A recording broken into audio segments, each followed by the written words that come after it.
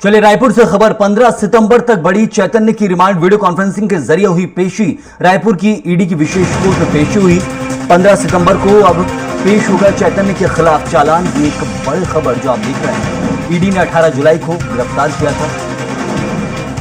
तो चैतन्य बघेल जो जेल में है और रिमांड पर चल रहे थे, ईडी ने रिमांड ली थी। अब ईडी की विशेष कोर्ट में पेशी हुई है। 15 सितंबर तक चैतन्य की रिमांड बढ़ा दी गई है और इस बार जो पेशी हुई वीडियो कॉन्फ्रेंसिंग के जरिए ही पेश किया गया। रायपुर की ईडी की विशेष कोर्ट में सुनवाई हुई और 15 सितंबर को अब चैतन्य के खिलाफ चालान पेश होगा। ईडी ने 18 जुलाई को गिरफ्तार किया था। उसके बाद से मामला लगातार चल रहा है। और चलिए इसी खबर पर ज्यादा जानकारी देंगे दिलीप साहू, हमारे सहयोगी हमारे साथ हैं। दिलीप, एक तरफ चैतन्य बघेल की गिरफ्तारी के बाद लगातार सवाल उठ रहे थे, वो सवाल तो कुछ कम हुए हैं, लेकिन ईडी की हम कार्रवाई देख रहे हैं बार बार बढ़ती जा रही है, रिमांड और बढ़ाई जा रही है।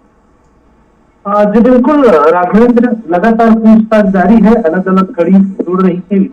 इसी कड़ी में फिर आज कोर्ट में पेशी हुई थी। हालांकि कोर्ट में दिक्कतों का सामना हुआ, इसलिए वीडियो कॉन्फ्रेंसिंग के माध्यम से उनकी पेशी कराई गई है।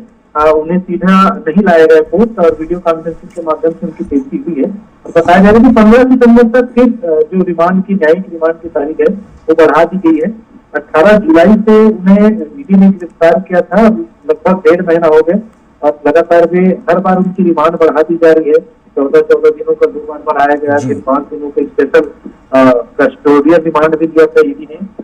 कहना है कि जिस तरह से जो मामले सामने आए हैं, ईडी का सीधे तौर पर आरोप है कि जो शराब घोटाले हुए हैं पूरे प्रदेश में 3200 करोड़ के अधिक का, उसमें से करीब 16 करोड़ 70 लाख रुपए का कमीशन सीधे तौर पे चैतन्य बघेल को मिला है। इस तरह के ईडी ने इस तरह की जानकारी दी है। इनका कहना है कि इनके हाथों से या इनके माध्यम से 1000 करोड़ रुपए का लेन देन हुआ। इस तरह की जरूर, लेकिन अभी तक क्या सबूतों का कुछ अभाव है जिसके कारण रिमांड लगातार बढ़ रही है? क्योंकि चालान पेश 15 सितंबर को होगा ये कहा जा रहा है। क्या कुछ ऐसे और सबूत या तथ्य जिन्हें जुटाना भी बाकी है ईडी के लिए?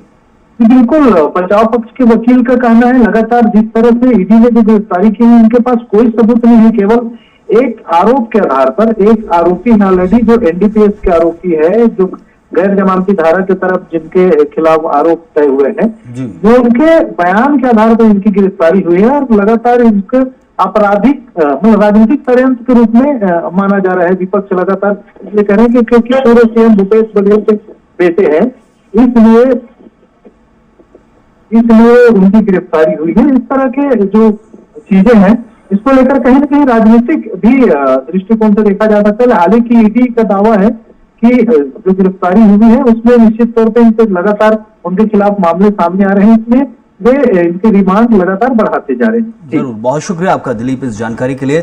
तो रिमांड बढ़ाई गई है। ईडी की स्पेशल कोर्ट में वीडियो कॉन्फ्रेंसिंग के जरिए पेशी हुई है।